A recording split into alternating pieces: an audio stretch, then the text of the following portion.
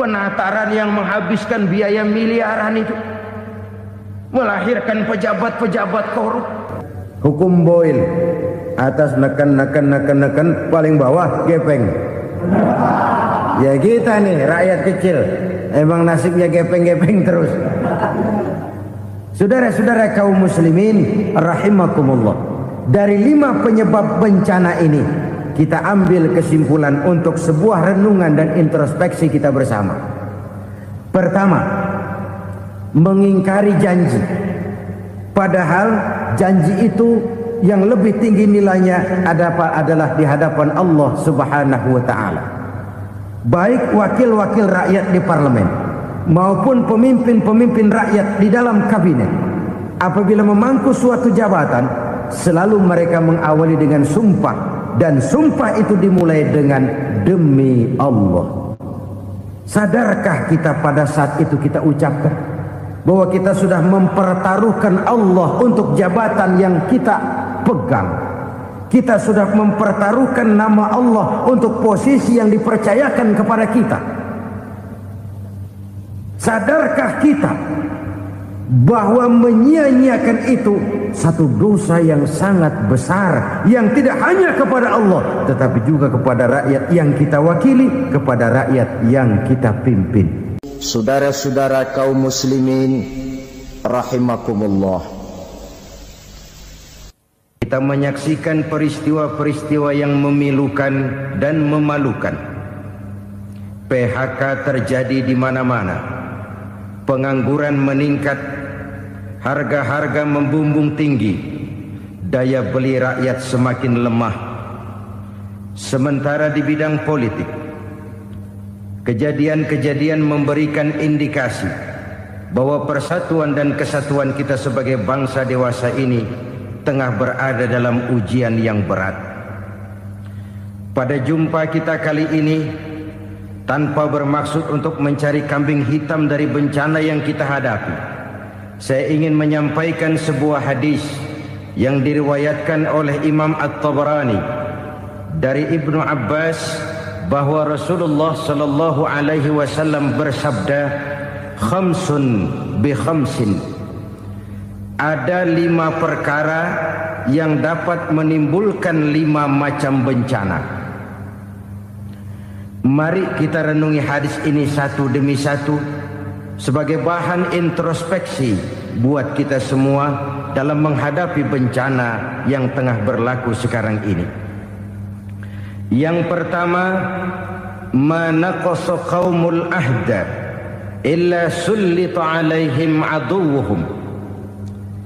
Apabila suatu kaum sudah mengingkari janjinya, maka mereka pun akan dikuasai oleh musuh-musuh mereka. Sederhana saja nampak kalimat dalam hadis ini. Apabila orang sudah mengingkari janji, mereka akan dikuasai oleh musuh-musuh mereka sendiri. Dan musuh kita yang paling utama saat ini adalah kemiskinan dan kebodohan. Kenapa itu terjadi? Karena kita mengingkari janji kita sendiri. Di saat awal-awal berdirinya Orde Baru, kita pernah berjanji untuk melaksanakan Pancasila dan Undang-Undang Dasar 45 secara murni dan konsekuen. Kita berjanji bahwa kita akan menegakkan pemerintah yang bersih dan berwibawa. Itu semua pada permulaannya. Waktu demi waktu berjalan, kita lupa dengan janji yang kita ucapkan itu. Ketuhanan yang Maha Esa kita ucapkan, tapi kesetanan yang luar biasa yang kita lakukan. Kemanusiaan yang adil dan beradab yang kita dengungkan, tetapi kemanusiaan zalim dan biadab yang kita praktekkan. Sederhana saja saudara, hampir setiap pejabat pada posisi-posisi kunci, di awal-awal ia memangku jabatan itu, biasanya ia mengucapkan sumpah dengan lafaz demi Allah, bahwa dalam melaksanakan jabatan ini saya tidak akan menerima hadiah atau pemberian dalam bentuk apapun. Itu pada permulaannya. Lama-lama rupanya hadiah itu asik juga, mulai diterima. Lama-lama dirasa kurang, mulai menagih. Dan akhirnya terjadilah praktek yang disebut suap menyuap, semir menyemir, dan lain sebagainya. Kalau ini sudah menjadi kenyataan, bagaimana kita mau menegakkan pemerintah yang bersih dan berwibawa? Undang-Undang Dasar 45 menyatakan bahwa bumi, air, dan seluruh kekayaan negara dikelola oleh negara bagi sebesar-besar kemakmuran rakyat. Yang terjadi adalah bahwa kita merasa mewakili rakyat untuk menikmati harta dan kekayaan negara, sehingga rakyat banyak tidak bisa ikut menikmatinya.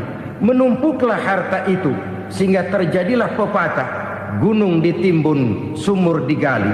Yang kaya semakin kaya, yang miskin semakin terpuruk. Kita ingkar dengan janji yang kita ucapkan di awal-awal kita bergerak. Kita ingkar dengan janji pada saat kita mengatakannya dengan menyebut nama Allah, dengan mempertaruhkan nama Tuhan. Sehingga pada akhirnya jabatan pun mengalami tender. Sudah menjadi rahasia umum. Orang mau jadi lurah mesti mengeluarkan uang. Mau jadi camat mesti mengeluarkan uang. Mau jadi wali kota, bupati, bahkan gubernur, itu ada pasarannya. Secara logika, kalau orang memperoleh satu jabatan karena banyak mengeluarkan uang, tentu pada saat ia mengeluarkan uang, ia sudah punya pemikiran, modal pasti pulang, modal pasti kembali. Kalau orang memperoleh suatu jabatan karena banyak mengeluarkan uang, maka langkah pertama yang dia lakukan setelah memangku jabatan itu ialah bagaimana uang bisa kembali, bagaimana modal bisa pulang. Kalau modal sudah pulang, pikiran berikutnya bagaimana supaya dapat untung. Lalu kapan mau bekerja untuk kepentingan rakyat? Itu nomor 18. Kemudian kalau ada proyek-proyek besar, pertanyaannya ialah bukan apakah proyek ini bermanfaat bagi rakyat, apakah proyek ini layak untuk diteruskan, tetapi yang jadi pertanyaan paling utama ialah bagian saya berapa duit dari proyek ini. Kita bisa lihat proyek, mega proyek lahan 1 juta hektar di Kalimantan Tengah, triliunan rupiah, dan proyek itu gagal. SD Impres bulan ini diresmikan, bulan depan retak. Jembatan-jembatan bulan ini gunting pita, bulan depan runtuh. Kita ingkar dengan janji. Kita berkata kita bekerja untuk kepentingan rakyat, tapi kita tidak pernah mengenal rakyat itu. Apabila suatu kaum sudah mulai mengingkari janji, maka mereka akan dikuasai oleh musuh-musuh mereka. Akibatnya tersusunlah barisan-barisan sakit hati yang makin lama makin menjadi bola salju, menggelinding membesar, dan kemudian terjadilah hal-hal yang tidak kita inginkan lagi. Apabila suatu kaum sudah mengingkari janji, maka mereka akan dikuasai oleh musuh-musuh mereka. Ini penyebab bencana yang pertama. Kita tidak konsekuen. Tadinya kita dengan lantang teriak-teriak berantas korupsi, ganyang korupsi. Pada waktu kita belum mendapat kesempatan. Setelah kita naik punya kesempatan, rupanya korupsi enak juga dirasa. Terjadi pergeseran nilai, orang luntur, kehilangan idealisme awal. Lalu untuk menghibur diri, menutup kesalahan, kita gunakanlah pepatah bahwa tidak ada gading yang tak retak, bahwa kita harus mikul dur mendem jero. Itu semua cuma sebagai dalih agar kesalahan kita tidak dibicarakan orang lain. Padahal kita sendiri yang mengingkari janji. Kita yang keluar dari komitmen awal kita. Kita berjanji melaksanakan Pancasila dan Undang-Undang Dasar 45 dengan murni dan konsekuen. Kita berjanji untuk menegakkan pemerintah yang bersih dan berwibawa. Namun dalam kenyataannya itu tidak kita laksanakan dengan sebagaimana mestinya. Kita bergeser, kita mengalami proses degradasi, peluncuran nilai, dan akhirnya terbentuklah barisan-barisan sakit hati yang semakin lama semakin membesar itu. Kita harus introspeksi. Memang kalau zaman sedang susah, biasanya kambing hitam laris, tukang kompor gentayangan. Itu dari dulu selalu mencari kambing hitam. Karena itu kita tidak bicara orang, kita tidak bicara siapa yang salah, kita bicara sistem, dan sistem itu bisa mengena siapa saja. Kalau orang sudah mulai mengingkari janji, bergeser dari komitmen awal, itu sudah mulai ia mengalami proses peluncuran, proses degradasi. Ini penyebab yang pertama. Kita tidak lagi konsekuen bahwa bumi, air, sumber daya alam adalah milik negara, dikuasai oleh negara, digunakan bagi sebesar-besar kemakmuran rakyat. Ternyata rakyat yang makmur itu tidak merupakan gambaran yang menyeluruh dari rakyat kita. Undang-undang dasar kita menganut ekonomi kekeluargaan, tapi yang kita praktekkan adalah ekonomi keluarga. Kalau bukan keluarga nggak dapat proyek. Kalau bukan keluarga nggak dapat macam-macam. Kekeluargaan kita rubah menjadi keluarga. Timbullah penyakit nepotisme. Kita bergeser, kita ingkari janji, dan kita anggap kita atasnamakan rakyat. Rakyat cuma sekedar jadi address, rakyat cuma sekedar jadi alamat, tetapi kehidupan mereka tidak banyak berubah dan tidak banyak terangkat. Kaum muslimin rahimakumullah, ini penyakit yang pertama, penyebab bencana yang pertama. Yang kedua kata Nabi, wa ma hakamu bighairi ma anzalallah. Apabila hukum yang diterapkan sudah tidak lagi bersumber dari hukum Allah, illa fasha fihimul faqru, maka akan bertebaranlah kemiskinan di mana-mana. Ini artinya apa? Apabila hukum tinggal sebuah stempel, apabila hukum sudah diatur menurut kepentingan, apabila hukum sudah tidak lagi ditegakkan secara adil, maka kemiskinan merambah di mana-mana. Hukum diatur menurut selera orang yang sedang berkuasa, maka yang benar bisa jadi salah, yang salah bisa jadi benar. Hukum dalam kenyataan hidup berlaku seperti pisau. Pisau itu kan saudara lihat, yang namanya pisau dimanapun itu tajamnya ke bawah, ke atas tumpul.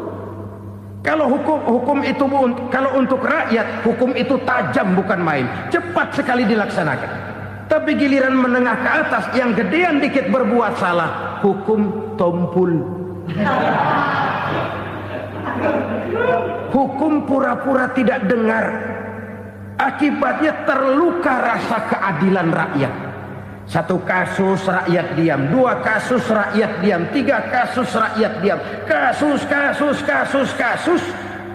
terakumulasi di hati rakyat. Luka rasa keadilan, dan itu menjadi sumber bencana. Penjarahan, kita tidak setuju itu. Tapi kita harus melihat kausalnya. Itu kan tidak berdiri sendiri.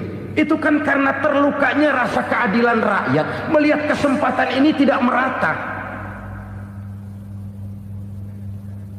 Kalau rakyat ini yang ngajukan kredit ke bank, walaupun jumlahnya cuma jutaan, ratusan ribu, susahnya 17 setan.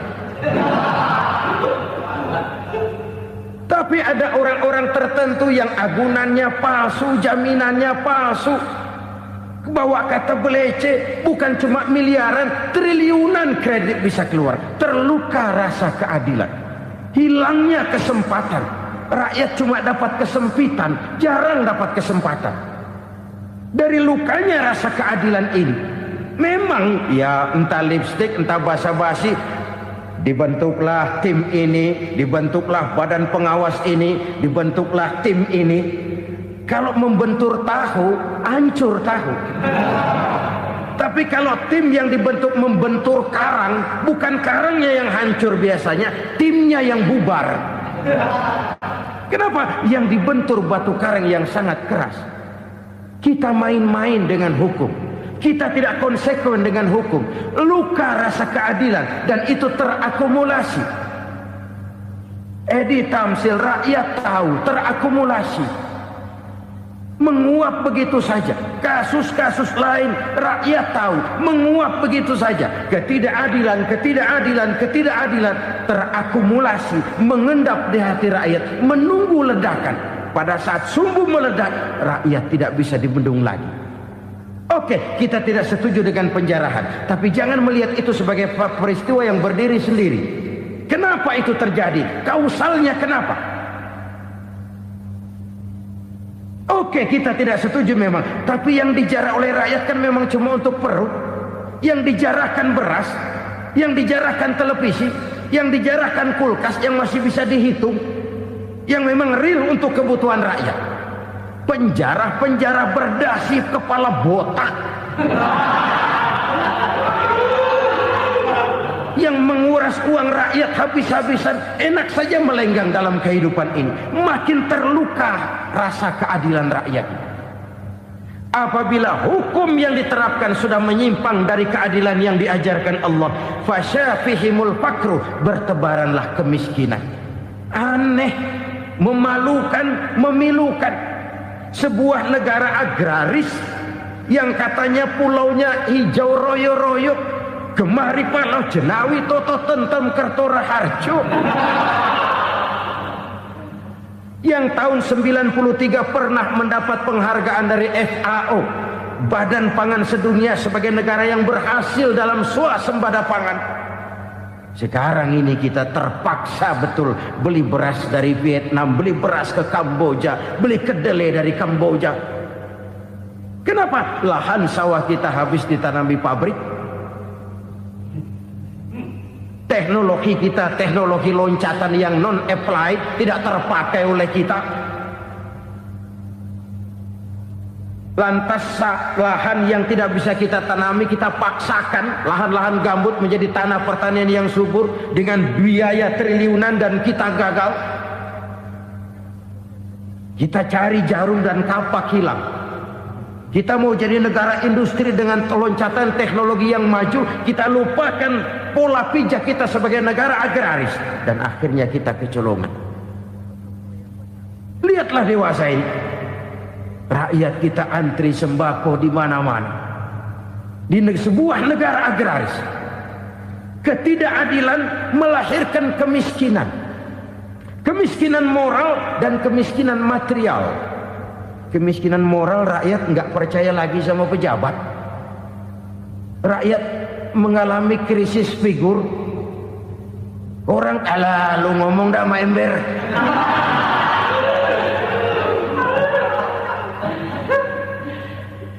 Penataran yang menghabiskan biaya miliaran itu melahirkan pejabat-pejabat korup.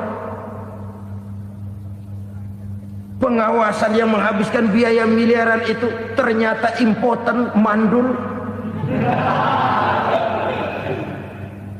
Kemiskinan moral. Jujur saya berkata, saudara-saudara, setelah pintu reformasi dibuka, itu yang masuk memang macam-macam. Ada yang memang punya tujuan murni, konsekuen dan punya konsep. Ada yang nunggu di tikungan. Begitu mobil lewat nyamber pintu, berangkat ikut reformasi. Ada yang memanfaatkan momentum, mumpung untuk nyampein unek-unek, ngerti nggak, pokoknya ngomong. Sehingga keadaan semakin rancu, kebingungan semakin menjadi-jadi, masalah yang paling urgen tidak terselesaikan. Sekarang ini orang berpikir mendingan jadi pala ular daripada jadi buntut macan. Buntut macan memang hebat macan, tapi kalau buntutnya cuma ugel-ugel di belakang buat apa? Mendingan jadi pala ular, kecil juga nyaplok. Artinya ya biar kecil juga kalau punya partai kan gagah. Lalu rame-rame bikin partai kayak bikin arisan. Orang makin mengalami dislokasi. Semua mau jadi pahlawan, semua mau nomor satu, semua ngomong. Iya kalau bidangnya, kalau bukan makin rancu. Marilah lewat kesempatan ini saya mengajak kita untuk tahu diri. Biarkan politisi ngomong politik, biarkan ekonom menata ekonomi, biarkan praktisi bicara soal hukum, biarkan rakyat munajat, istighfar, mohon pertolongan Allah. Tahu diri kita. Kalau memang ayam, kukuruyuk aja dah. Kalau memang kucing, ayo ngeong. Kalau kambing, silahkan ngembe. Udah tahu ayam, ngeong bunyinya. Suaranya palas, orang nggak ngerti, bingung, makin menjadi-jadi. Ibarat kesebelasan sepak bola bangsa kita sekarang ini, rame-rame mau bikin gol, kiper ikut nyerang sekarang. Memilukan dan bahkan memalukan. Wa ma hakamu bighairi ma anzalallah illa fasyafihimul fakru. Kalau hukum yang diterapkan sudah menyimpang dari keadilan yang diajarkan Allah, bertebaranlah kemiskinan di mana-mana. Coba sekarang ini, yang punya duit bingung, apalagi yang kagak punya duit. Yang pengusaha gede ngeluh, apalagi yang pengusaha pas-pasan. Yang kagak punya beras, yang punya beras saja masih bingung, apalagi yang nggak punya beras. Ini sudah demikian merata. Dulu kita kagum mendengar konglomerat kelas buadah, kelas-kelas yang seakan-akan cuma ada dalam khayalan mereka, punya kekayaan miliaran dolar, triliunan. Sudahlah, seolah-olah nggak terjangkau sama kita. Weh, ternyata yang gede-gede itu juga gede utangnya. Dan rontok satu demi satu. Ternyata rakyat selama ini cuma dialamatkan, cuma dijadikan address. Rakyat yang tidak banyak ngerti persoalan ini harus menanggung hidup ini begini berat, harus menanggung beban hidup ini begini tinggi. Daya beli semakin lemah, semakin terpuruk dan terpuruk, sedang keadaan belum juga banyak berubah. Yang hutang sama luar negeri itu kan bukan rakyat kecil, Ciano. Yang banyak nyimpen dolar juga kan Ciano. Rakyat kecil bocah kampung mah jangankan nyimpen dolar, ngelihat juga tumben. Kemana kita mesti bercermin? Sekali lagi saya mengatakan maaf, kita tidak bermaksud mencari kambing hitam.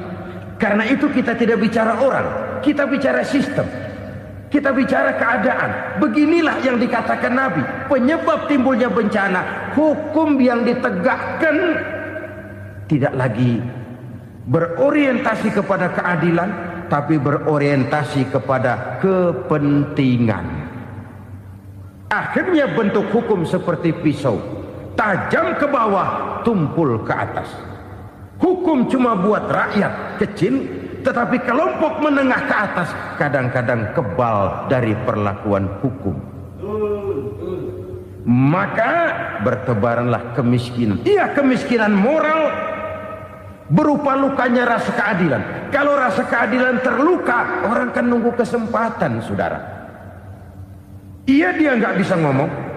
Iya, dia nggak sanggup action. Iya, dia nggak bisa tunjuk rasa, tapi hatinya kan kapan ada kesempatan, kapan ada waktu, tunggu. Hatinya mesti begitu.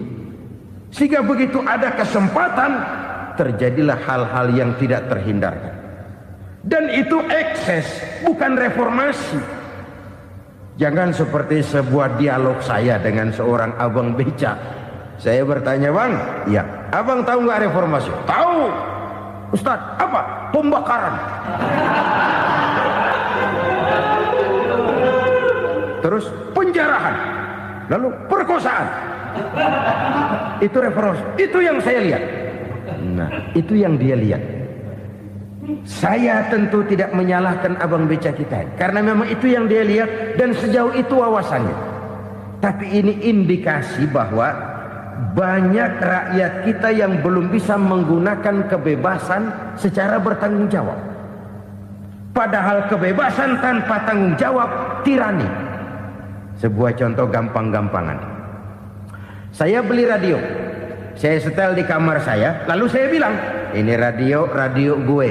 Yang beli gue, pakai duit gue setel di kamar gue, sekeras-kerasnya, gak ada urusan sama orang lain. Itu kata saya.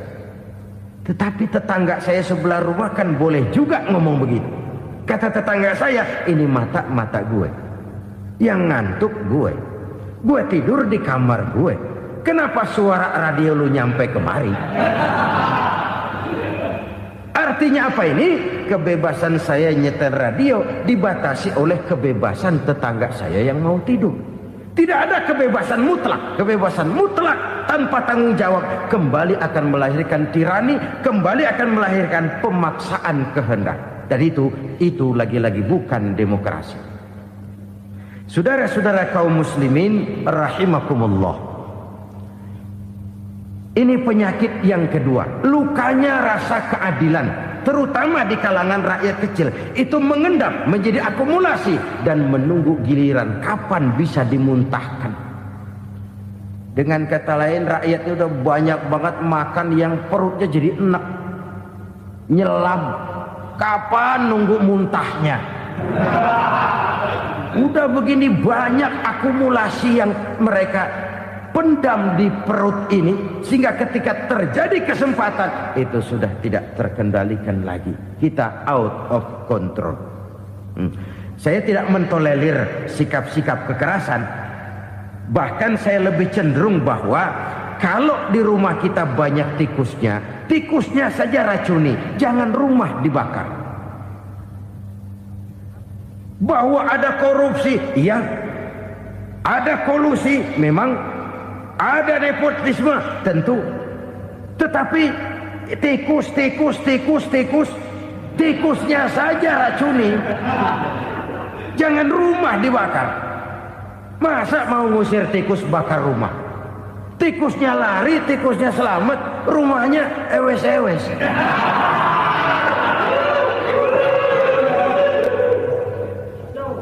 Tikus selamat, rumah nggak punya. Masalah nggak terselesaikan dengan sebagaimana yang kita harapkan. Kita sepakat ini negara hukum, dan di hadapan hukum semua manusia itu sama. Itu prinsip yang diajarkan Allah. Al-musawat bainan nas fi takalifil ahkam. Semua manusia sama dalam berhadapan dekat dengan hukum Allah Subhanahu wa taala. Kalau hukum sudah pandang bulu, itu jelas yang enak yang banyak bulunya. Siapa yang banyak bulunya? Monyet. Kalau hukum pandang bulu, monyet keenakan. Saudara-saudara kaum muslimin rahimakumullah, introspeksi. Mari kita bercermin bagaimana perjalanan hukum selama ini. Kalau introspeksi ini kita temukan, lalu ada upaya untuk memperbaiki diri. Jangan menggunakan tak ada gading yang tak retak, mikul duwur mendem jero untuk menutup-nutupi kesalahan orang. Padahal kesalahan itu sedemikian besar. Padahal rakyat kita tiap hari antri sembako. Ada yang sehari sekali makan, ada yang makan sudah bercampur tiwul, ada yang nasi sudah dicampur pisang, balik jadi orok lagi. Macam-macam upaya rakyat untuk menangsal perut ini.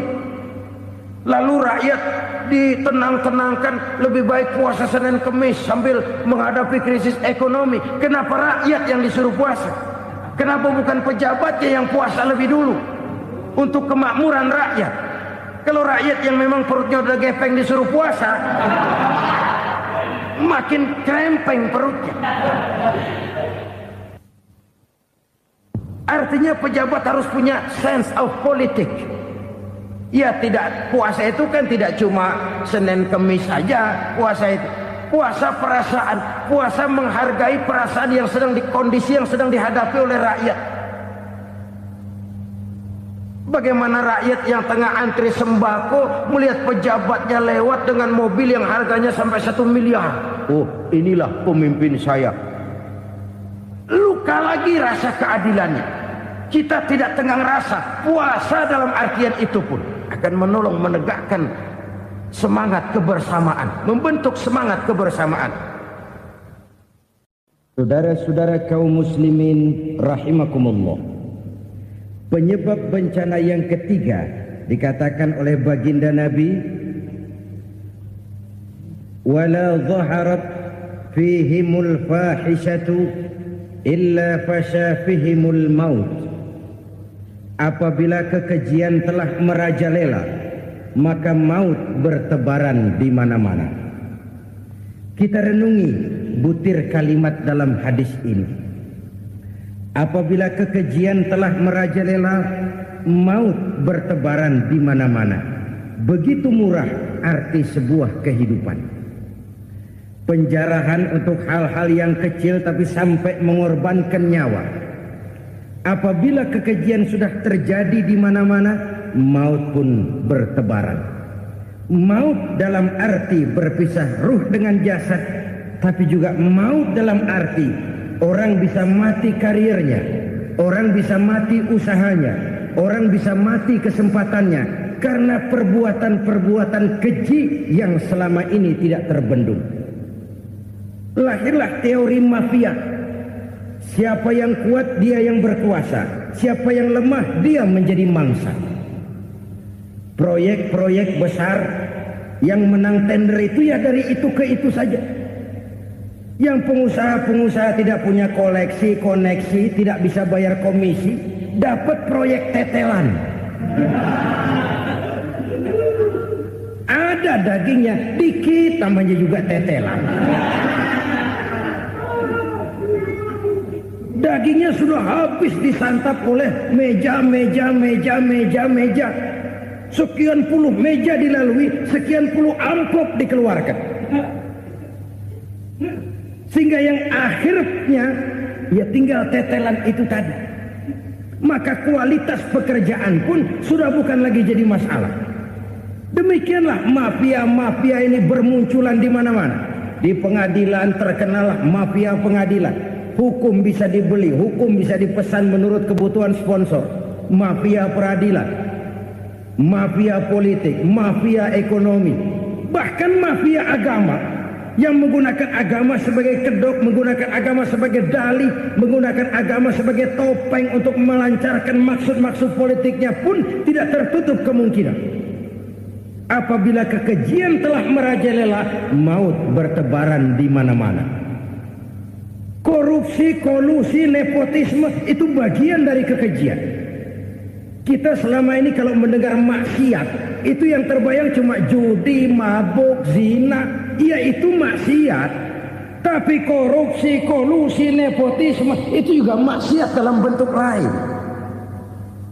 Kalau ini sudah bertebaran, maka maut terjadi di mana-mana. Jangan bayangkan cuma mati orangnya, itu sih kewajiban. Yang menyakitkan itu orangnya masih hidup tapi dibikin mati. Karirnya mati. Kenapa?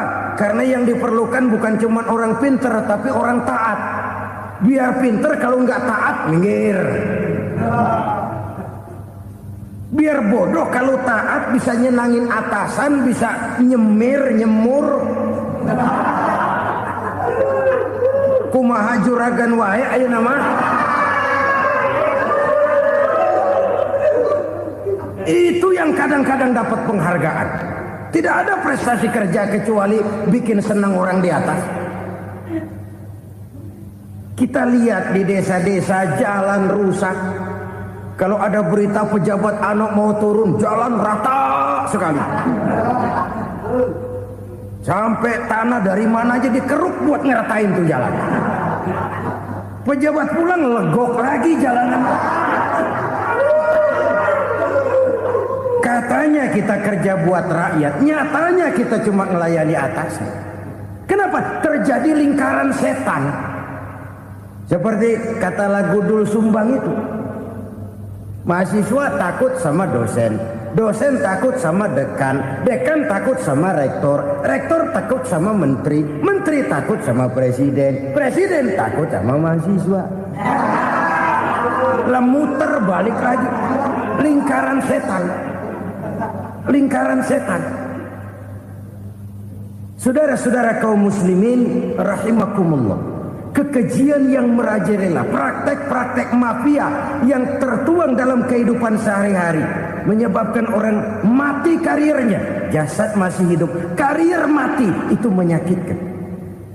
Mati bisnisnya. Rakyat kecil pernah senang ketika cengkeh booming, harganya bagus, rakyat banyak yang pergi haji. Lalu mau ditata, lahir tata niaga cengkeh, malah amburadul. Harga cengkeh jatuh, petani cengkeh kecil menjerit. Siapa yang untung? Segelintir orang. Masihkah kita pakai atas nama rakyat untuk kepentingan nasional? Padahal yang nyanyi cuma segelintir orang. Masihkah kita mau bohongi rakyat ini dengan mobil nasional tapi bikinan Korea? Masihkah kita mau bermain verbalisme, bermain kata? Ini sebuah masa lalu yang tidak perlu terulang lagi untuk masa-masa yang akan datang. Kekejian merajalela, orang mati karir. Bisa mati usaha, mati bisnis. Usahanya maju, dirangkul, hancur. Usahanya maju, dipukul, hancur, tenggelam. Bahkan yang memilukan dan memalukan badan-badan usaha milik negara itu dikebiri sedemikian rupa sehingga tidak menghasilkan hal-hal yang bermanfaat buat negara. Saudara-saudara kaum muslimin rahimakumullah, kalau nafsu yang sudah mengatur itu semua, maka kekejian pun merajalela. Orang sudah pakai teori mafia, yang kuat dia yang menang, yang kuat dia yang berkuasa, yang lemah silakan minggir di sudut-sudut kehidupan. Kalau kekejian seperti ini merajalela, maut bertebaran di mana-mana. Banyak orang mati karirnya, banyak orang mati usahanya, banyak orang mati imajinasinya. Sekarang ini dalam dunia seni yang banyak karyawan seni, bukan seniman. Seniman itu kan dilahirkan. Lain seniman, lain karyawan seni. Sekarang yang banyak karyawan seni, bukan seniman. Mati karir, mati imajinasi, mati improvisasi. Sehingga kehidupan persis sinetron. Sinetron itu yang kita lihat rumah mewah, yang kita lihat rumah bagus. Gak pernah kita lihat di sinetron kita ini rakyat antri sembako. Kita dijejali hal-hal yang indah, yang wah, yang membuat kita tenggelam dalam gaya hidup instan, tenggelam dalam gaya hidup wah. Kita lupa dengan realitas keseharian di tengah-tengah masyarakat kita. Lahirlah kelompok-kelompok selebritis, dibesarkan oleh berbagai media. Selebritis pilek aja masuk koran, pilek.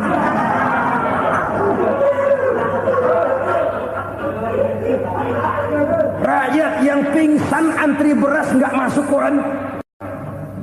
Rakyat yang semaput antri minyak nggak masuk koran. Selebritis panok masuk koran.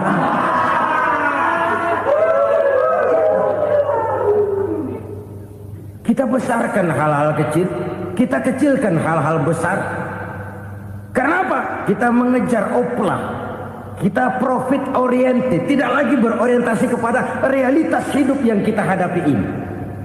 Kalau kekejian sudah merajalela kata Nabi, maka maut bertebaran di mana-mana. Maut dalam artian maut, coba lihat sekarang begitu murah nyawa. Karena 1000 perak orang mau nusuk bunuh. Karena beras seliter orang khilaf. Begitu murah kehidupan. Tapi kekejian dalam bentuk korupsi, kolusi, nepotisme, kekejian dalam bentuk itu mematikan karir, mematikan bisnis, mematikan imajinasi, mematikan kreativitas. Itu juga maut dalam bentuk lain akibat kekejaman lain. Ini penyebab yang ketiga. Yang keempat, penyebab bencana menurut baginda Rasul, wala tuffiful mikyala illa muni'un nabat. Apabila timbangan sudah dicurangi, maka tercegahlah tumbuh-tumbuhan.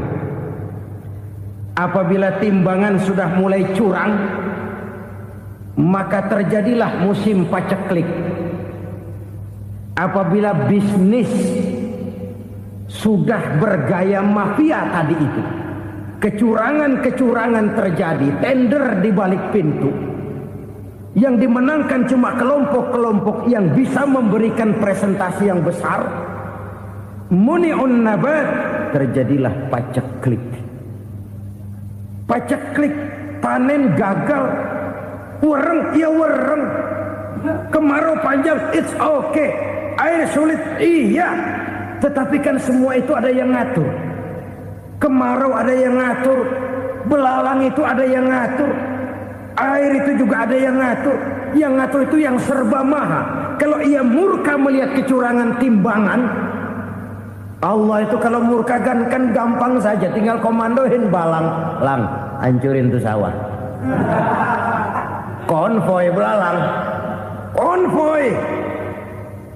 Allah tinggal ngutik angin El Nino, mampir lo ke Indonesia. Hujan gak turun-turun, kemarau panjang. Jadi kalau musim kemarau kan namanya anginnya El Nino. Kalau musim hujan anginnya namanya La Nina. Cakep namanya, kejem orangnya. Saudara lihat Cina sekarang sedang kena La Nina, banjir besar, ribuan orang meninggal. Dia mah ribuan mati kagak berasa, rakyatnya miliaran. Bangladesh lagi ngalami La Nina, India lagi ngalami La Nina. Angin, hujan, kemarau, belalang itu kan ada yang ngendaliin. Kuncinya bukan di belalangnya, kuncinya bukan di peredaran matahari berputar, kuncinya di atas yang mengatur semua itu. Kalau timbangan sudah mulai curang, pengusaha sudah nggak mau jujur, apa nggak bikin perut jadi mual. Begitu rakyat antri sembako pingsan nggak dapat beras, sementara beras ditumpuk-tumpuk sampai membusuk. Kemana hati nuraninya? Kemana akal pikirannya? Kemana mereka yang berbuat atas nama rakyat tapi melihat rakyat susah tidak tergerak hatinya? Apabila timbangan sudah mulai dicurangi, bisnis sudah mulai melenceng, maka terjadilah paceklik. Sebuah negara yang berhasil dalam swasembada pangan, lalu sekarang menjadi negara yang rakyatnya antri untuk memperoleh kebutuhan pangan. Saudara-saudara kaum muslimin rahimakumullah, ini intinya adalah kecurangan. Kalau kecurangan sudah terjadi di mana-mana, dan ini milik siapa saja, bukan soal tempat, bukan soal jabatan, soal manusianya, SDM-nya. Kecurangan tidak cuma terjadi di kantor, di masjid bisa terjadi kecurangan.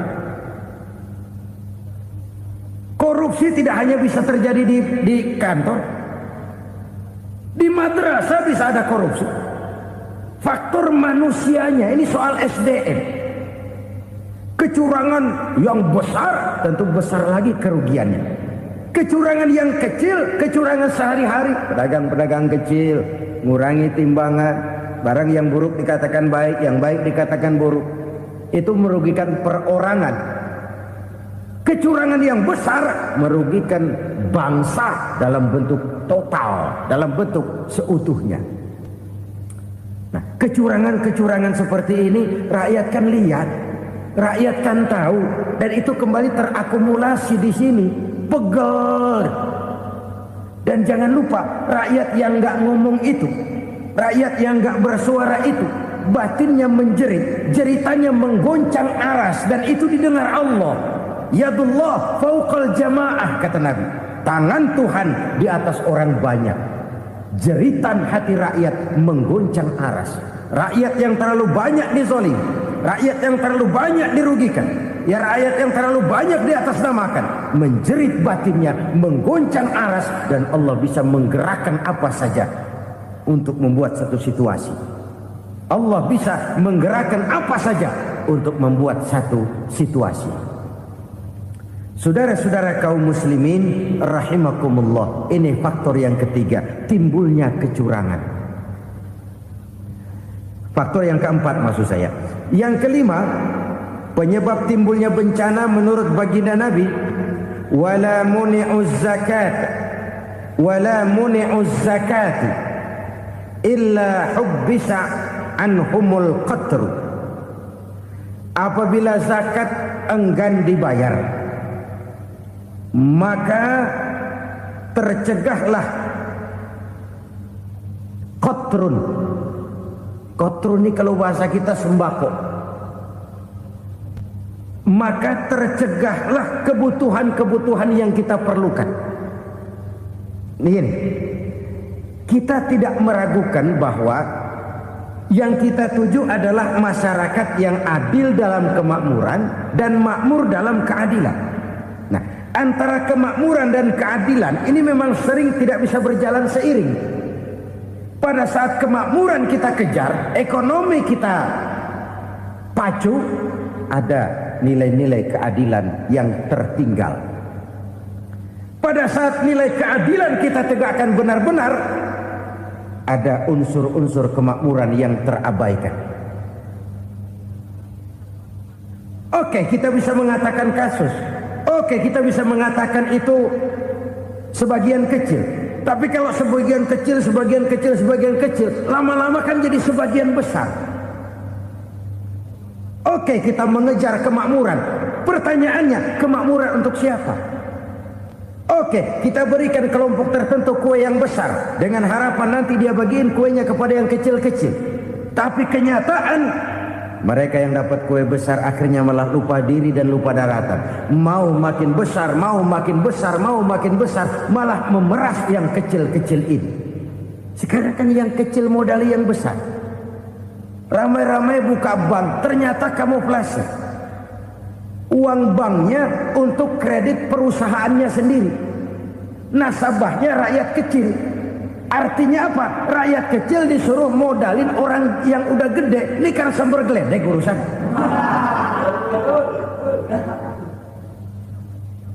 Ini kan permainan apa lagi? Rakyat kecil suruh modali yang gede. Nasabahnya rakyat kecil, kumpulkan uangnya di bank, kucurkan kredit kepada perusahaannya sendiri. Bukankah itu rakyat kecil suruh modali yang gede? Sudah begitu kejamkah kita untuk meraih keuntungan dengan mengorbankan orang kecil ini? Sudah tidak bicara lagi kah nurani kita melihat penderitaan orang yang semakin susah ini?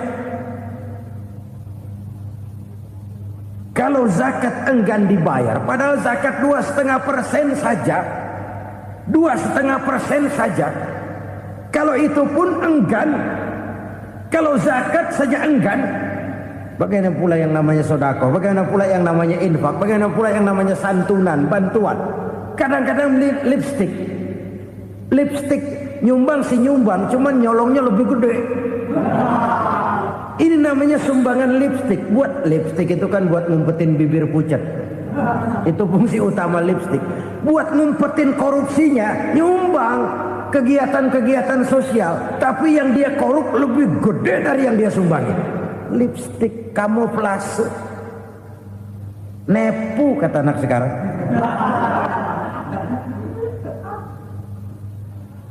Saudara-saudara kaum muslimin rahimakumullah. Demikian berat kewajiban zakat ini sampai di zaman Sayyidina Abu Bakar pernah keluar komando perangi orang yang enggan membayar zakat. Perangi. Karena fungsi zakat adalah menjembatani antara si kaya dengan si miskin. Bahwa ada kemiskinan itu Qur'ani. Allah menyatakan, aku melebihkan rezeki sebagian kamu dari yang lain. Ini kan kesenjangan. Allah melebihkan rezeki sebagian kamu dari yang lain. Ada itu. Tetapi itu berjalan secara nature.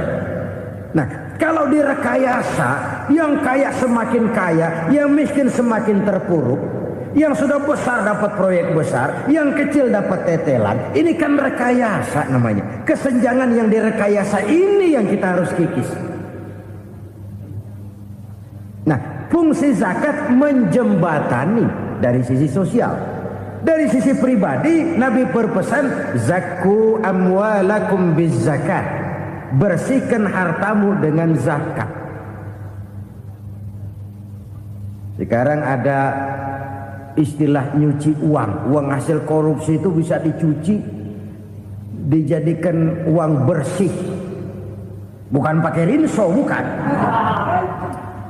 Pakai politiknya koruptor, diolah sedemikian rupa sehingga jadi uang resmi.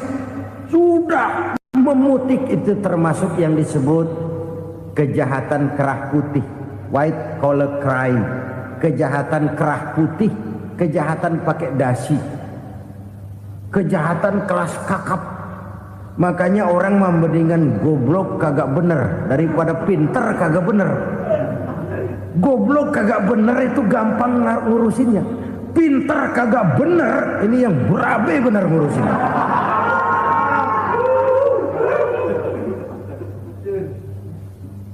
Kita bukan cuma perlu orang pinter kok di zaman sekarang. Kita perlu orang-orang benar, yang punya komitmen, yang sesuai kata dan perbuatan, yang bisa merasakan apa yang dirasakan oleh rakyat, yang punya sense of politik yang tinggi, yang peka, yang penuh keterbukaan, yang punya wawasan dan pandangan jauh ke depan.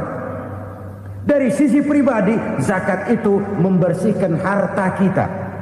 Ya, dia tercampur dengan yang subuhat, dia bahkan mungkin tercampur dengan sedikit-sedikit yang haram. Itu zakku amwalakum biz zakat. Bersihkan hartamu dengan zakat itu. Pada sisi sosial ia menjembatani, pada sisi pribadi ia membersihkan harta kita. Karena itu kalau kita minta berdoa minta rezeki, syarat rezeki itu halalan thayyiban wasi'an. Nggak pernah kurang dari 3 itu. Halal, bagus, banyak. Halal, bagus, tapi sedikit, susah ngaturnya. Halal, banyak, tapi kurang bagus. Buat apaan? Bagus, banyak, tapi haram. Enggak ada artinya. Sebab kata Imamul Ghazali, kalau kau terlalu suka memakan makanan yang haram, dikunyah masuk ke dalam perut besar, digiling oleh perut besar, menghasilkan energi, menggerakkan sel-sel pembuluh saraf, kau juga akan cenderung berpikir yang haram.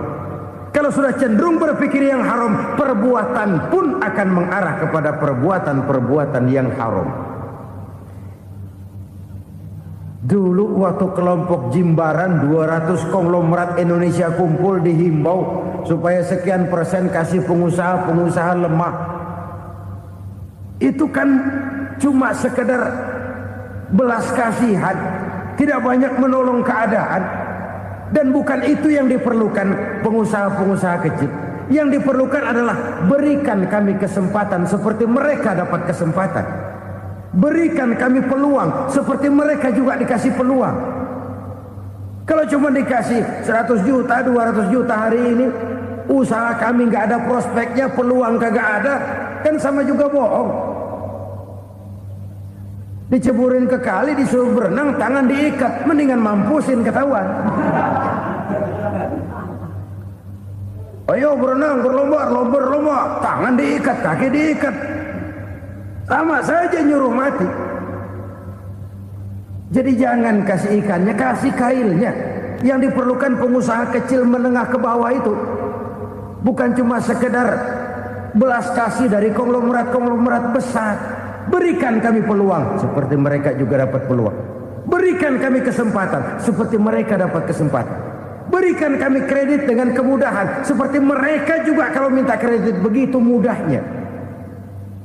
Menciptakan peluang dan kesempatan, pemerataan. Bukan menciptakan manusia Indonesia dengan standar ekonomi yang sama, semua rumahnya harus sama, semua punya mobil. Itu sih kebersamaan bebek. Bebek, coba lihat bebek, satu ngalor semua, satu ngidul semua. Kebersamaan bukan itu. Kebersamaan adalah menciptakan peluang. Kalau yang kaya bisa semakin kaya, kenapa yang miskin tidak bisa ikut naik jadi sedikit kaya? Kalau pengusaha yang sudah kuat bisa bertambah menjadi kuat dengan proyek mega proyek, kenapa yang menengah tidak bisa ikut menjadi kuat? Dan kenapa kekejian itu merajalela? Kita dengar lewat berita-berita PLN tekor, PLN hutang. Kenapa? Dia beli listrik dari swasta yang belinya lebih mahal daripada penjualannya. Artinya dia beli itu listrik dari perusahaan listrik swasta, dia jual kepada rakyat lagi. Harga jualnya lebih murah daripada dia beli kepada swasta. Kenapa? Ada tekanan lagi tuh. Biasa siklus lagi. Hukum Boyle. Atas neken, paling bawah gepeng. Ya kita nih rakyat kecil, emang nasibnya gepeng terus. Saudara-saudara kaum muslimin rahimakumullah, dari 5 penyebab bencana ini kita ambil kesimpulan untuk sebuah renungan dan introspeksi kita bersama. Pertama, mengingkari janji, padahal janji itu yang lebih tinggi nilainya adalah di hadapan Allah Subhanahu wa taala. Baik wakil-wakil rakyat di parlemen maupun pemimpin-pemimpin rakyat di dalam kabinet, apabila memangku suatu jabatan, selalu mereka mengawali dengan sumpah, dan sumpah itu dimulai dengan demi Allah. Sadarkah kita pada saat itu kita ucapkan bahwa kita sudah mempertaruhkan Allah untuk jabatan yang kita pegang? Kita sudah mempertaruhkan nama Allah untuk posisi yang dipercayakan kepada kita. Sadarkah kita bahwa menyia-nyiakan itu satu dosa yang sangat besar, yang tidak hanya kepada Allah tetapi juga kepada rakyat yang kita wakili, kepada rakyat yang kita pimpin. Saudara-saudara kaum muslimin rahimakumullah, kita menyaksikan peristiwa-peristiwa yang memilukan dan memalukan. PHK terjadi di mana-mana, pengangguran meningkat, harga-harga membumbung tinggi, daya beli rakyat semakin lemah. Sementara di bidang politik, kejadian-kejadian memberikan indikasi bahwa persatuan dan kesatuan kita sebagai bangsa dewasa ini tengah berada dalam ujian yang berat. Pada jumpa kita kali ini, tanpa bermaksud untuk mencari kambing hitam dari bencana yang kita hadapi, saya ingin menyampaikan sebuah hadis yang diriwayatkan oleh Imam At-Tabarani dari Ibnu Abbas, bahwa Rasulullah sallallahu alaihi wasallam bersabda, khamsun bi khamsin, ada 5 perkara yang dapat menimbulkan 5 macam bencana. Mari kita renungi hadis ini satu demi satu sebagai bahan introspeksi buat kita semua dalam menghadapi bencana yang tengah berlaku sekarang ini. Yang pertama, manaqasa qaumul ahda illa sullita alaihim aduwwuhum. Apabila suatu kaum sudah mengingkari janjinya, maka mereka pun akan dikuasai oleh musuh-musuh mereka.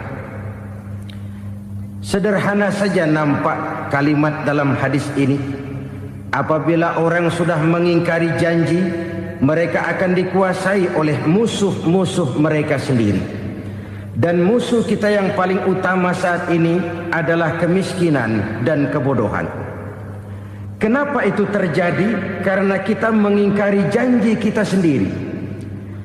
Di saat awal-awal berdirinya Orde Baru, kita pernah berjanji untuk melaksanakan Pancasila dan Undang-Undang Dasar 45 secara murni dan konsekuen. Kita berjanji bahwa kita akan menegakkan pemerintah yang bersih dan berwibawa. Itu semua pada permulaannya. Waktu demi waktu berjalan, kita lupa dengan janji yang kita ucapkan itu. Ketuhanan yang Maha Esa kita ucapkan, tapi kesetanan yang luar biasa yang kita lakukan. Kemanusiaan yang adil dan beradab yang kita dengungkan, tetapi kemanusiaan zalim dan biadab yang kita praktekkan. Sederhana saja saudara, hampir setiap pejabat pada posisi-posisi kunci, di awal-awal ia memangku jabatan itu, biasanya ia mengucapkan sumpah dengan lafaz demi Allah, bahwa dalam melaksanakan jabatan ini saya tidak akan menerima hadiah atau pemberian dalam bentuk apapun. Itu pada permulaannya. Lama-lama rupanya hadiah itu asik juga, mulai diterima. Lama-lama dirasa kurang, mulai menagih. Dan akhirnya terjadilah praktek yang disebut suap menyuap, semir menyemir, dan lain sebagainya. Kalau ini sudah menjadi kenyataan, bagaimana kita mau menegakkan pemerintah yang bersih dan berwibawa? Undang-Undang Dasar 45 menyatakan bahwa bumi, air, dan seluruh kekayaan negara dikelola oleh negara bagi sebesar-besar kemakmuran rakyat. Yang terjadi adalah bahwa kita merasa mewakili rakyat untuk menikmati harta dan kekayaan negara, sehingga rakyat banyak tidak bisa ikut menikmatinya. Menumpuklah harta itu sehingga terjadilah pepatah, gunung ditimbun, sumur digali. Yang kaya semakin kaya, yang miskin semakin terpuruk. Kita ingkar dengan janji yang kita ucapkan di awal-awal kita bergerak. Kita ingkar dengan janji pada saat kita mengatakannya dengan menyebut nama Allah, dengan mempertaruhkan nama Tuhan. Sehingga pada akhirnya jabatan pun mengalami tender. Sudah menjadi rahasia umum. Orang mau jadi lurah mesti mengeluarkan uang. Mau jadi camat mesti mengeluarkan uang. Mau jadi wali kota, bupati, bahkan gubernur, itu ada pasarannya. Secara logika, kalau orang memperoleh satu jabatan karena banyak mengeluarkan uang, tentu pada saat ia mengeluarkan uang, ia sudah punya pemikiran, modal pasti pulang, modal pasti kembali.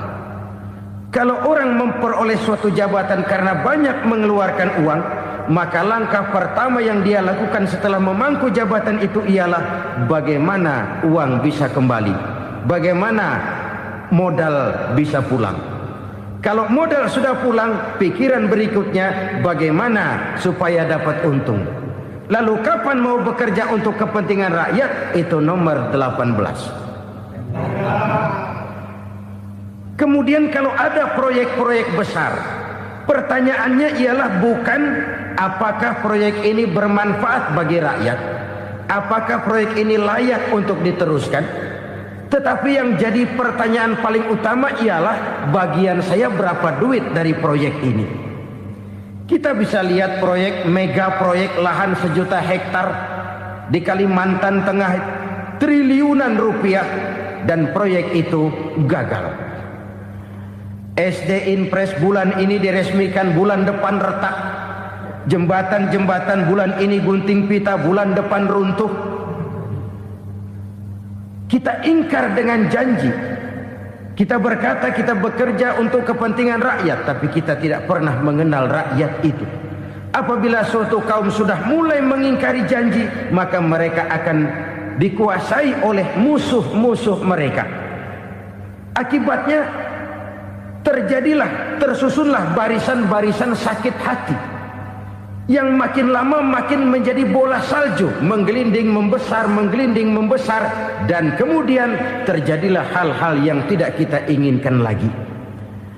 Apabila suatu kaum sudah mengingkari janji, maka mereka akan dikuasai oleh musuh-musuh mereka.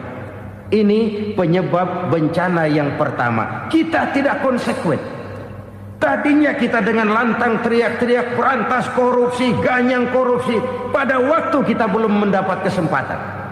Setelah kita naik punya kesempatan, rupanya korupsi enak juga dirasa. Terjadi pergeseran nilai, orang luntur, kehilangan idealisme awal. Lalu untuk menghibur-hibur diri, menutup-nutup kesalahan, kita gunakanlah pepatah bahwa tidak ada gading yang tak retak, bahwa kita harus mikul dur mendem jero. Itu semua cuma sebagai dalih agar kesalahan kita tidak dibicarakan orang lain. Padahal kita sendiri yang mengingkari janji. Kita yang keluar dari komitmen awal kita. Kita berjanji melaksanakan Pancasila dan Undang-Undang Dasar 45 dengan murni dan konsekuen. Kita berjanji untuk menegakkan pemerintah yang bersih dan berwibawa. Namun dalam kenyataannya itu tidak kita laksanakan dengan sebagaimana mestinya. Kita bergeser, kita mengalami proses degradasi, peluncuran nilai, dan akhirnya terbentuklah barisan-barisan sakit hati yang semakin lama semakin membesar itu. Kita harus introspeksi. Memang kalau zaman sedang susah, biasanya kambing hitam laris, tukang kompor gentayangan. Itu dari dulu selalu mencari kambing hitam. Karena itu kita tidak bicara orang, kita tidak bicara siapa yang salah, kita bicara sistem. Dan sistem itu bisa mengena siapa saja. Kalau orang sudah mulai mengingkari janji, bergeser dari komitmen awal, itu sudah mulai ia mengalami proses peluncuran, proses degradasi. Ini penyebab yang pertama. Kita tidak lagi konsekuen bahwa bumi, air, sumber daya alam adalah milik negara, dikuasai oleh negara, digunakan bagi sebesar-besar kemakmuran rakyat. Ternyata rakyat yang makmur itu tidak merupakan gambaran yang menyeluruh dari rakyat kita. Undang-undang dasar kita menganut ekonomi kekeluargaan, tapi yang kita praktekkan adalah ekonomi keluarga. Kalau bukan keluarga nggak dapat proyek. Kalau bukan keluarga nggak dapat macam-macam. Kekeluargaan kita rubah menjadi keluarga. Timbullah penyakit nepotisme. Kita bergeser, kita ingkari janji, dan kita anggap kita atasnamakan rakyat. Rakyat cuma sekedar jadi address, rakyat cuma sekedar jadi alamat, tetapi kehidupan mereka tidak banyak berubah dan tidak banyak terangkat. Kaum muslimin rahimakumullah, ini penyakit yang pertama, penyebab bencana yang pertama. Yang kedua kata Nabi, wa ma hakamu bighairi ma anzalallah. Apabila hukum yang diterapkan sudah tidak lagi bersumber dari hukum Allah, illa fasha fihimul faqru, maka akan bertebaranlah kemiskinan di mana-mana. Ini artinya apa? Apabila hukum tinggal sebuah stempel, apabila hukum sudah diatur menurut kepentingan, apabila hukum sudah tidak lagi ditegakkan secara adil, maka kemiskinan merambah di mana-mana. Hukum diatur menurut selera orang yang sedang berkuasa, maka yang benar bisa jadi salah, yang salah bisa jadi benar. Hukum dalam kenyataan hidup berlaku seperti pisau. Pisau itu kan saudara lihat, yang namanya pisau dimanapun itu tajamnya ke bawah, ke atas tumpul. Kalau hukum itu, kalau untuk rakyat, hukum itu tajam bukan main, cepat sekali dilaksanakan. Tapi giliran menengah ke atas, yang gedean dikit berbuat salah, hukum tumpul. Hukum pura-pura tidak dengar.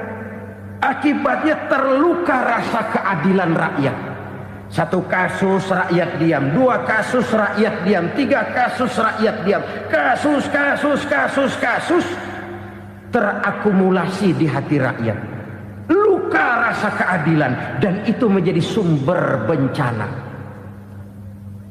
Penjarahan, kita tidak setuju itu, tapi kita harus melihat kausalnya. Itu kan tidak berdiri sendiri. Itu kan karena terlukanya rasa keadilan rakyat, melihat kesempatan ini tidak merata. Kalau rakyat ini yang ngajukan kredit ke bank, Walaupun jumlahnya cuma jutaan, ratusan ribu, susahnya 17 setan. Tapi ada orang-orang tertentu yang agunannya palsu, jaminannya palsu, bawa kata belece, bukan cuma miliaran, triliunan kredit bisa keluar. Terluka rasa keadilan, hilangnya kesempatan. Rakyat cuma dapat kesempitan, jarang dapat kesempatan. Dari lukanya rasa keadilan ini, memang ya entah lipstik, entah basa-basi, dibentuklah tim ini, dibentuklah badan pengawas ini, dibentuklah tim ini. Kalau membentur tahu, hancur tahu. Tapi kalau tim yang dibentuk membentur karang, bukan karangnya yang hancur biasanya, timnya yang bubar. Kenapa? Yang dibentur batu karang yang sangat keras. Kita main-main dengan hukum, kita tidak konsekuen dengan hukum. Luka rasa keadilan, dan itu terakumulasi. Edi Tamsil, rakyat tahu, terakumulasi, menguap begitu saja. Kasus-kasus lain rakyat tahu, menguap begitu saja. Ketidakadilan, ketidakadilan, ketidakadilan terakumulasi, mengendap di hati rakyat, menunggu ledakan. Pada saat sumbu meledak, rakyat tidak bisa dibendung lagi. Oke, kita tidak setuju dengan penjarahan, tapi jangan melihat itu sebagai peristiwa yang berdiri sendiri. Kenapa itu terjadi? Kausalnya kenapa? Oke, kita tidak setuju memang, tapi yang dijarah oleh rakyat kan memang cuma untuk perut. Yang dijarahkan beras, yang dijarahkan televisi, yang dijarahkan kulkas yang masih bisa dihitung, yang memang real untuk kebutuhan rakyat. Penjara-penjara berdasi kepala botak yang menguras uang rakyat habis-habisan, enak saja melenggang dalam kehidupan ini. Makin terluka rasa keadilan rakyat. Apabila hukum yang diterapkan sudah menyimpang dari keadilan yang diajarkan Allah, fasyafihimul fakru, bertebaranlah kemiskinan. Aneh, memalukan, memilukan. Sebuah negara agraris yang katanya pulaunya hijau royo-royo, Gemah Ripalau, Jenawi, Toto, Tentem, Kertora, Harjo, yang tahun 93 pernah mendapat penghargaan dari FAO, Badan Pangan Sedunia, sebagai negara yang berhasil dalam swasembada pangan. Sekarang ini kita terpaksa betul beli beras dari Vietnam, beli beras ke Kamboja, beli kedelai dari Kamboja. Kenapa? Lahan sawah kita habis ditanami pabrik. Teknologi kita, teknologi loncatan yang non-applied, tidak terpakai oleh kita. Lantas lahan yang tidak bisa kita tanami, kita paksakan lahan-lahan gambut menjadi tanah pertanian yang subur dengan biaya triliunan, dan kita gagal. Kita cari jarum dan kapak hilang. Kita mau jadi negara industri dengan loncatan teknologi yang maju, kita lupakan pola pijak kita sebagai negara agraris, dan akhirnya kita kecolongan. Lihatlah dewasa ini. Rakyat kita antri sembako di mana-mana. Di sebuah negara agraris, ketidakadilan melahirkan kemiskinan. Kemiskinan moral dan kemiskinan material. Kemiskinan moral, rakyat nggak percaya lagi sama pejabat. Rakyat mengalami krisis figur. Orang, alah lu ngomong dah sama ember.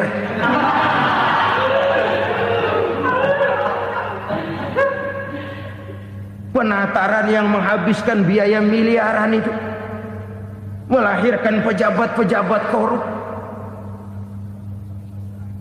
Pengawasan yang menghabiskan biaya miliaran itu ternyata impoten, mandul. Kemiskinan moral.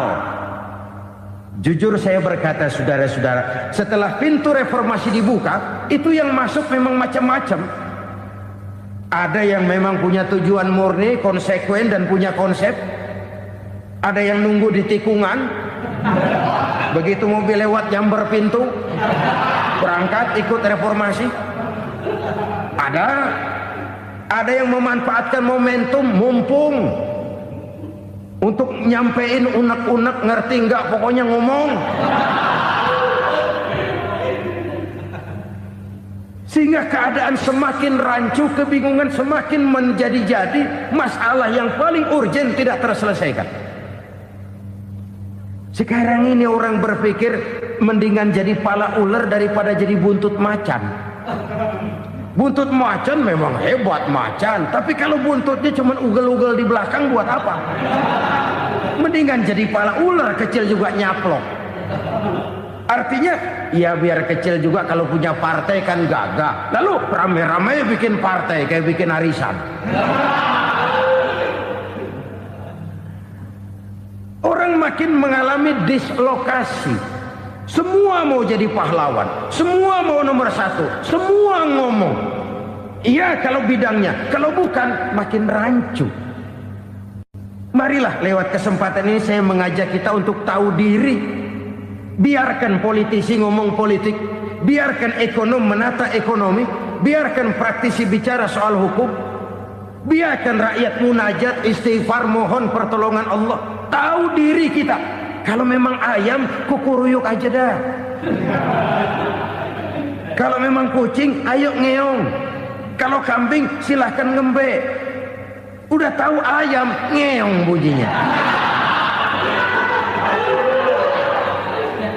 Suaranya palas, orang nggak ngerti, bingung, makin menjadi-jadi. Ibarat kesebelasan sepak bola bangsa kita sekarang ini, rame-rame mau bikin gol, kiper ikut nyerang sekarang. Memilukan dan bahkan memalukan.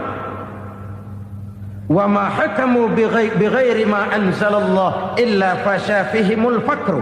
Kalau hukum yang diterapkan sudah menyimpang dari keadilan yang diajarkan Allah, bertebaranlah kemiskinan di mana-mana. Coba sekarang ini yang punya duit bingung, apalagi yang kagak punya duit. Yang pengusaha gede ngeluh, apalagi yang pengusaha pas-pasan. Yang kagak punya beras, yang punya beras saja masih bingung, apalagi yang nggak punya beras. Ini sudah demikian merata. Dulu kita kagum mendengar konglomerat kelas buadak, kelas-kelas yang seakan-akan cuma ada dalam khayalan mereka, punya kekayaan miliaran dolar, triliunan. Sudahlah, seolah-olah nggak terjangkau sama kita. Weh, ternyata yang gede-gede itu juga gede utangnya. Dan rontok satu demi satu. Ternyata rakyat selama ini cuma dialamatkan, cuma dijadikan address. Rakyat yang tidak banyak ngerti persoalan ini harus menanggung hidup ini begini berat, harus menanggung beban hidup ini begini tinggi. Daya beli semakin lemah, semakin terpuruk dan terpuruk, sedang keadaan belum juga banyak berubah. Yang hutang sama luar negeri itu kan bukan rakyat kecil, Ciano. Yang banyak nyimpen dolar juga kan Ciano. Rakyat kecil bocah kampung mah jangankan nyimpen dolar, ngelihat juga tumben. Kemana kita mesti bercermin? Sekali lagi saya mengatakan maaf, kita tidak bermaksud mencari kambing hitam. Karena itu kita tidak bicara orang, kita bicara sistem, kita bicara keadaan. Beginilah yang dikatakan Nabi, penyebab timbulnya bencana, hukum yang ditegakkan tidak lagi berorientasi kepada keadilan, tapi berorientasi kepada kepentingan. Akhirnya bentuk hukum seperti pisau, tajam ke bawah, tumpul ke atas. Hukum cuma buat rakyat kecil, tetapi kelompok menengah ke atas kadang-kadang kebal dari perlakuan hukum. Maka bertebaranlah kemiskinan. Iya, kemiskinan moral berupa lukanya rasa keadilan. Kalau rasa keadilan terluka, orang kan nunggu kesempatan, saudara. Iya, dia nggak bisa ngomong. Iya, dia nggak sanggup action. Iya, dia nggak bisa tunjuk rasa, tapi hatinya kan kapan ada kesempatan, kapan ada waktu. Tunggu, hatinya mesti begitu. Sehingga begitu ada kesempatan, terjadilah hal-hal yang tidak terhindarkan. Dan itu ekses, bukan reformasi. Jangan seperti sebuah dialog saya dengan seorang abang beca. Saya bertanya, bang, ya, abang tahu nggak reformasi? Tahu. Ustaz, apa? Pembakaran. Terus penjarahan. Lalu perkosaan. Itu reformasi. Itu yang saya lihat. Nah, itu yang dia lihat. Saya tentu tidak menyalahkan abang beca kita, karena memang itu yang dia lihat dan sejauh itu wawasannya. Tapi ini indikasi bahwa banyak rakyat kita yang belum bisa menggunakan kebebasan secara bertanggung jawab. Padahal kebebasan tanpa tanggung jawab tirani. Sebuah contoh gampang-gampangan. Saya beli radio, saya setel di kamar saya, lalu saya bilang, ini radio gue. Yang beli gue, pakai duit gue setel di kamar gue, sekeras-kerasnya, gak ada urusan sama orang lain. Itu kata saya. Tetapi tetangga saya sebelah rumah kan boleh juga ngomong begitu. Kata tetangga saya, ini mata gue, yang ngantuk gue tidur di kamar gue. Kenapa suara radio lu nyampe kemari? Artinya apa ini? Kebebasan saya nyetel radio dibatasi oleh kebebasan tetangga saya yang mau tidur. Tidak ada kebebasan mutlak. Kebebasan mutlak tanpa tanggung jawab kembali akan melahirkan tirani, kembali akan melahirkan pemaksaan kehendak. Dan itu lagi-lagi bukan demokrasi. Saudara-saudara kaum muslimin rahimakumullah. Ini penyakit yang kedua, lukanya rasa keadilan, terutama di kalangan rakyat kecil. Itu mengendap menjadi akumulasi dan menunggu giliran kapan bisa dimuntahkan. Dengan kata lain, rakyatnya udah banyak banget makan yang perutnya jadi enak, nyelam. Kapan nunggu muntahnya? Udah begini banyak akumulasi yang mereka pendam di perut ini, sehingga ketika terjadi kesempatan itu sudah tidak terkendalikan lagi. Kita out of control. Saya tidak mentolerir sikap-sikap kekerasan. Bahkan saya lebih cenderung bahwa kalau di rumah kita banyak tikusnya saja racuni, jangan rumah dibakar. Bahwa ada korupsi, iya. Ada kolusi, memang. Ada nepotisme, tentu. Tetapi tikusnya saja racuni. Jangan rumah dibakar. Masa mau ngusir tikus bakar rumah? Tikusnya lari, tikusnya selamat, rumahnya ewes-ewes.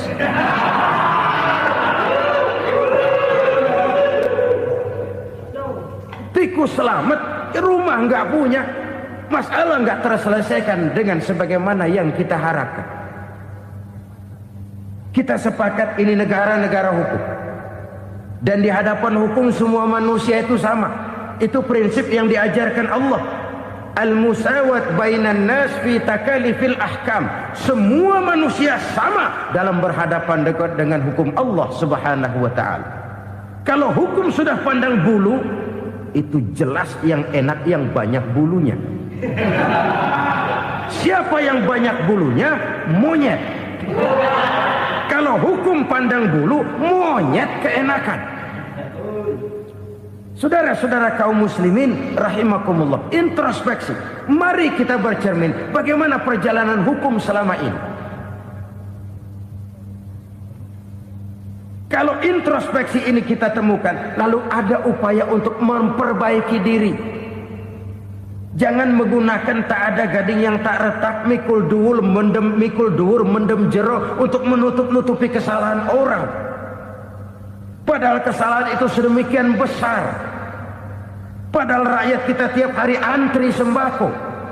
Ada yang sehari sekali makan, ada yang makan sudah bercampur tiwul, ada yang nasi sudah dicampur pisang, balik jadi orok lagi.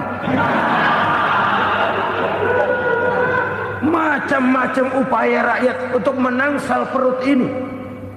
Lalu rakyat ditenang-tenangkan, lebih baik puasa Senin Kemis sambil menghadapi krisis ekonomi. Kenapa rakyat yang disuruh puasa? Kenapa bukan pejabatnya yang puasa lebih dulu untuk kemakmuran rakyat? Kalau rakyat yang memang perutnya udah gepeng disuruh puasa, makin krempeng perutnya. Artinya pejabat harus punya sense of politik. Ya, tidak, puasa itu kan tidak cuma Senin Kemis saja puasa itu. Puasa perasaan, puasa menghargai perasaan yang sedang kondisi yang sedang dihadapi oleh rakyat. Bagaimana rakyat yang tengah antri sembako melihat pejabatnya lewat dengan mobil yang harganya sampai 1 miliar. Oh, inilah pemimpin saya. Luka lagi rasa keadilannya. Kita tidak tenggang rasa. Puasa dalam artian itu pun akan menolong menegakkan semangat kebersamaan, membentuk semangat kebersamaan. Saudara-saudara kaum muslimin rahimakumullah, penyebab bencana yang ketiga dikatakan oleh baginda Nabi, wala dhaharat fihimul fahishatu illa fasha fihimul maut. Apabila kekejian telah merajalela, maka maut bertebaran di mana-mana. Kita renungi butir kalimat dalam hadis ini. Apabila kekejian telah merajalela, maut bertebaran di mana-mana. Begitu murah arti sebuah kehidupan. Penjarahan untuk hal-hal yang kecil tapi sampai mengorbankan nyawa. Apabila kekejian sudah terjadi di mana-mana, maut pun bertebaran. Maut dalam arti berpisah ruh dengan jasad, tapi juga maut dalam arti orang bisa mati karirnya, orang bisa mati usahanya, orang bisa mati kesempatannya karena perbuatan-perbuatan keji yang selama ini tidak terbendung. Lahirlah teori mafia. Siapa yang kuat dia yang berkuasa, siapa yang lemah dia menjadi mangsa. Proyek-proyek besar yang menang tender itu ya dari itu ke itu saja. Yang pengusaha-pengusaha tidak punya koneksi, tidak bisa bayar komisi, dapat proyek tetelan. Ada dagingnya, dikit namanya juga tetelan. Dagingnya sudah habis disantap oleh meja. Sekian puluh meja dilalui, sekian puluh amplop dikeluarkan. Sehingga yang akhirnya ya tinggal tetelan itu tadi. Maka kualitas pekerjaan pun sudah bukan lagi jadi masalah. Demikianlah mafia-mafia ini bermunculan di mana-mana. Di pengadilan terkenal mafia pengadilan. Hukum bisa dibeli, hukum bisa dipesan menurut kebutuhan sponsor. Mafia peradilan, mafia politik, mafia ekonomi, bahkan mafia agama yang menggunakan agama sebagai kedok, menggunakan agama sebagai dalih, menggunakan agama sebagai topeng untuk melancarkan maksud-maksud politiknya pun tidak tertutup kemungkinan. Apabila kekejian telah merajalela, maut bertebaran di mana-mana. Korupsi, kolusi, nepotisme itu bagian dari kekejian. Kita selama ini kalau mendengar maksiat, itu yang terbayang cuma judi, mabuk, zina. Iya, itu maksiat. Tapi korupsi, kolusi, nepotisme itu juga maksiat dalam bentuk lain. Kalau ini sudah bertebaran, maka maut terjadi di mana-mana. Jangan bayangkan cuma mati orangnya, itu sih kewajiban. Yang menyakitkan itu orangnya masih hidup tapi dibikin mati. Karirnya mati. Kenapa? Karena yang diperlukan bukan cuma orang pinter tapi orang taat. Biar pinter, kalau nggak taat minggir. Biar bodoh, kalau taat bisa nyenangin atasan, bisa nyemur. Kumaha juragan wae ayeuna mah. Itu yang kadang-kadang dapat penghargaan. Tidak ada prestasi kerja kecuali bikin senang orang di atas. Kita lihat di desa-desa jalan rusak. Kalau ada berita pejabat anak mau turun, jalan rata sekali. Sampai tanah dari mana aja dikeruk buat ngeratain tuh jalan. Pejabat pulang legok lagi jalanan. Katanya kita kerja buat rakyat, nyatanya kita cuma melayani atasnya. Kenapa? Terjadi lingkaran setan. Seperti kata lagu Dul Sumbang itu. Mahasiswa takut sama dosen, dosen takut sama dekan, dekan takut sama rektor, rektor takut sama menteri, menteri takut sama presiden, presiden takut sama mahasiswa. Muter balik lagi. Lingkaran setan. Lingkaran setan. Saudara-saudara kaum muslimin rahimakumullah. Kekejian yang merajalela, praktek-praktek mafia yang tertuang dalam kehidupan sehari-hari menyebabkan orang mati karirnya, jasad masih hidup, karir mati, itu menyakitkan. Mati bisnisnya. Rakyat kecil pernah senang ketika cengkeh booming, harganya bagus, rakyat banyak yang pergi haji. Lalu mau ditata, lahir tata niaga cengkeh, malah amburadul. Harga cengkeh jatuh, petani cengkeh kecil menjerit. Siapa yang untung? Segelintir orang. Masihkah kita pakai atas nama rakyat untuk kepentingan nasional? Padahal yang nyanyi cuma segelintir orang. Masihkah kita mau bohongi rakyat ini dengan mobil nasional tapi bikinan Korea? Masihkah kita mau bermain verbalisme, bermain kata? Ini sebuah masa lalu yang tidak perlu terulang lagi untuk masa-masa yang akan datang. Kekejian merajalela, orang mati karir. Bisa mati usaha, mati bisnis. Usahanya maju, dirangkul, hancur. Usahanya maju, dipukul, hancur, tenggelam. Bahkan yang memilukan dan memalukan badan-badan usaha milik negara itu dikebiri sedemikian rupa sehingga tidak menghasilkan hal-hal yang bermanfaat buat negara. Saudara-saudara kaum muslimin rahimakumullah, kalau nafsu yang sudah mengatur itu semua, maka kekejian pun merajalela. Orang sudah pakai teori mafia, yang kuat dia yang menang, yang kuat dia yang berkuasa, yang lemah silakan minggir di sudut-sudut kehidupan. Kalau kekejian seperti ini merajalela, maut bertebaran di mana-mana. Banyak orang mati karirnya, banyak orang mati usahanya, banyak orang mati imajinasinya. Sekarang ini dalam dunia seni yang banyak karyawan seni, bukan seniman. Seniman itu kan dilahirkan. Lain seniman, lain karyawan seni. Sekarang yang banyak karyawan seni, bukan seniman. Mati karir, mati imajinasi, mati improvisasi. Sehingga kehidupan persis sinetron. Sinetron itu